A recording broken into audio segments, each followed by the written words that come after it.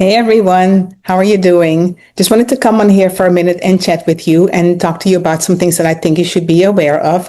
And what we're going to talk about today is our food pyramid and the food guidelines. Have you ever heard of the food pyramid? I'm sure a lot of you have. But who decides this food pyramid? Who decides what we're going to eat? What's going to be on the top? What's going to be in the middle? What's going to be on the bottom? What should we eat more of? What should we eat less of?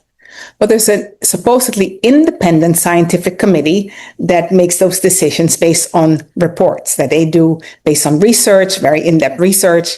And then after that, this report goes to the Department of Health and Human Services and the U.S. Department of Agriculture. And once they finalize those guidelines, they then send it to Congress. And for those of you who know that I used to work on Capitol Hill, I kind of know how this stuff goes.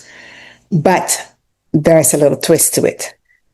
If you have paid attention to the food pyramid, you should notice that the original food pyramid used to have a recommendation for eating more plant-based foods than meat products.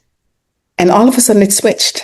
If you look at the new guidelines, the new food pyramid actually recommends that we eat meat, dairy, and all those other products more than we should eat plant-based foods. Now, there is a little disclaimer at the bottom that says that you should have less than 10% of saturated fats, which is kind of hard to do when you're recommending all those products at the top and having more of those. So it's kind of an upside down pyramid that you're looking at right now, whereas before it was a regular pyramid, and you could see that the recommendation was to have your sources coming more from plant-based foods than from meats.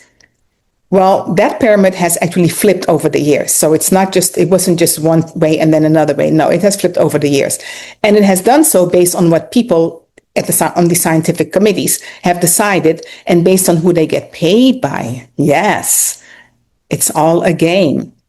And it's confusing because the American Cardiology Association just came out with their own report that said that they recommend that you eat more plant-based food because, as we know, heart disease is still the number one killer in the United States. They have finally caught on, finally decided that they're going to listen to those who have evidence, to the researchers and to the science, to the practice-based and the scientific evidence to show that has clearly shown that if you eat more plant-based food, if you lead a more plant-based lifestyle, your risk for heart disease is much more reduced. All right. I am not saying that people who are plant-based do not get heart attacks, do not have strokes, but the risk is dramatically reduced when you have a plant-based diet. Thank you for visiting the Hibiscus Tea Cafe. And for a full version of this tea chat, please check out our YouTube channel.